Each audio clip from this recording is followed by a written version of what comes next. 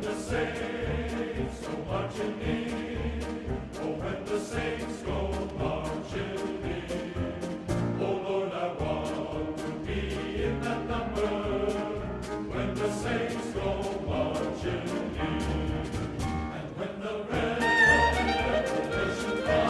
first visit to St. Xavier's was in November 1948.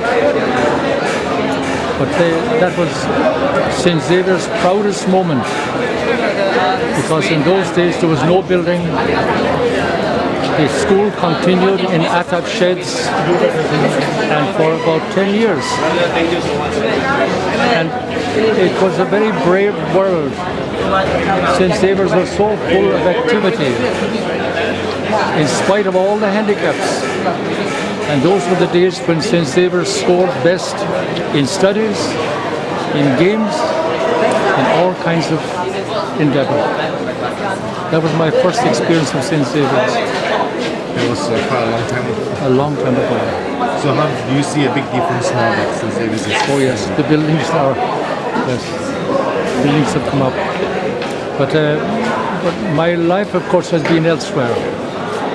From here I was sent directly to Singapore, and then later on to Ipoh, and it's in Ipoh I spend most of my time.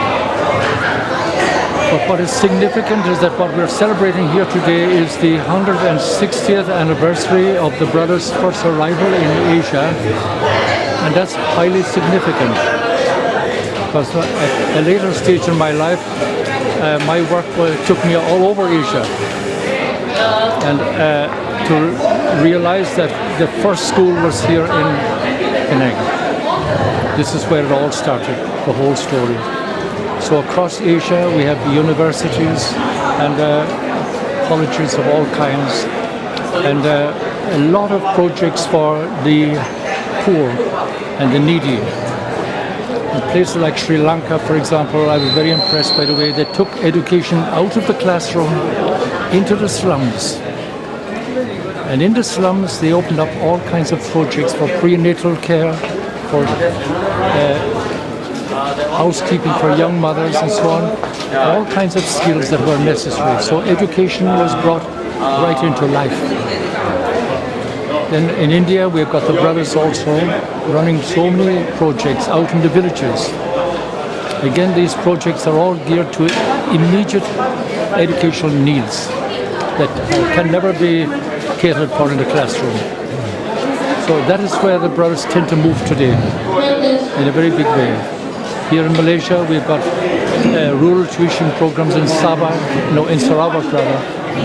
In Sabah, then we have got a number of these asramas to help the poor boys from remote kampongs upriver who could never get to a school. So they have got opportunities now. They open up hostels near existing schools. So the brothers don't run these schools, but they make the schools available to those kids. And that's their greatest need. So what we're celebrating here today is where all this began.